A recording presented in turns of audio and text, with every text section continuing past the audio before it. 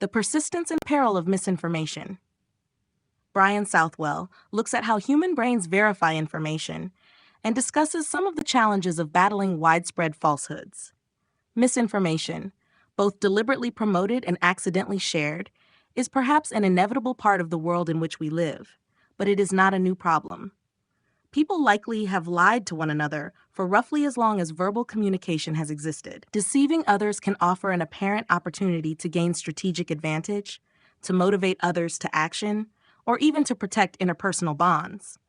Moreover, people inadvertently have been sharing inaccurate information with one another for thousands of years.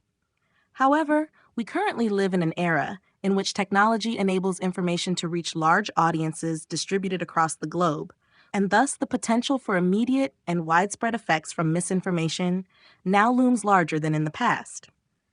Yet the means to correct misinformation might, over time, be found in those same patterns of mass communication and of the facilitated spread of information.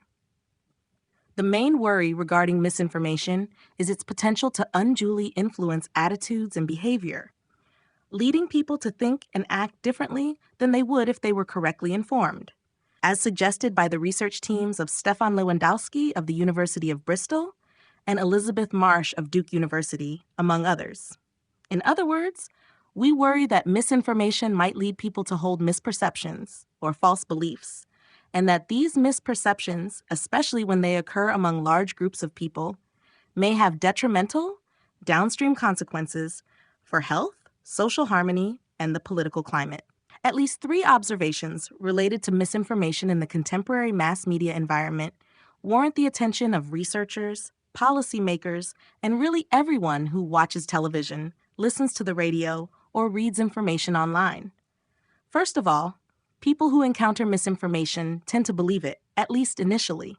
Secondly, electronic and print media often do not block many types of misinformation before it appears in content available to large audiences. Thirdly, countering misinformation once it has enjoyed wide exposure can be a resource-intensive effort. Knowing what happens when people initially encounter misinformation holds tremendous importance for estimating the potential for subsequent problems. Although it is fairly routine for individuals to come across information that is false, the question of exactly how and when we mentally label information as true or false has garnered philosophical debate. The dilemma is neatly summarized by a contrast between how the 17th century philosophers René Descartes and Baruch Spinoza described human information engagement, with conflicting predictions that only recently have been empirically tested in robust ways. Descartes argued that a person only accepts or rejects information after considering its truth or falsehood. Spinoza argued that people accept all encountered information, or misinformation, by default, and then subsequently verify or reject it through a separate cognitive process. In recent decades, empirical evidence from the research teams of Eric Asp of the University of Chicago and Daniel Gilbert at Harvard University, among others, has supported Spinoza's account. People appear to encode all new information as if it were true, even if only momentarily, and later tag the information as being either true or false, a pattern that seems consistent with the observation that mental resources for skepticism physically reside in a different part of the brain than the resources used in perceiving and encoding. What about our second observation that misinformation often can appear in electronic or print media without being preemptively blocked? In support of this, one might consider the nature of regulatory structures in the United States. Regulatory agencies here tend to focus on post hoc detection of broadcast information. Organizations such as the Food and Drug Administration, FDA, offer considerable monitoring and notification functions, but these roles typically do not involve preemptive censoring. The FDA oversees direct-to-consumer prescription drug advertising, for example, and has developed mechanisms such as the Bad Ad program, through which people can report advertising in apparent violation of FDA guidelines on drug risks. Such programs, although laudable and useful, do not keep false advertising off the airwaves.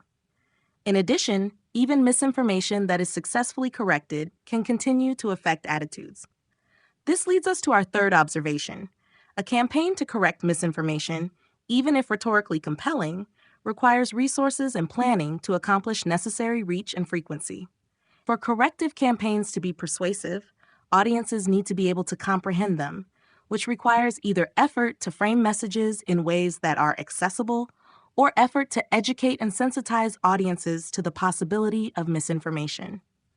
That some audiences might be unaware of the potential for misinformation also suggests the utility of media literacy efforts at as early as elementary school. Even with journalists and scholars pointing to the phenomenon of fake news, people do not distinguish between demonstrably false stories and those based in fact when scanning and processing written information. We live at a time when widespread misinformation is common, yet at this time, many people also are passionately developing potential solutions and remedies.